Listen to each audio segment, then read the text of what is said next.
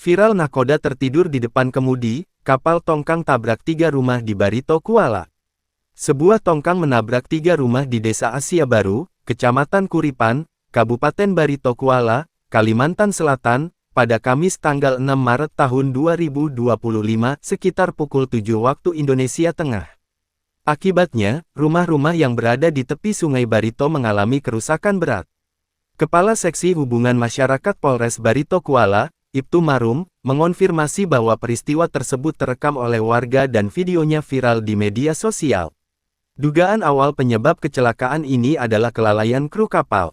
Dari video yang beredar, nahoda tugboat yang menarik tongkang tampak tertidur di depan kemudi.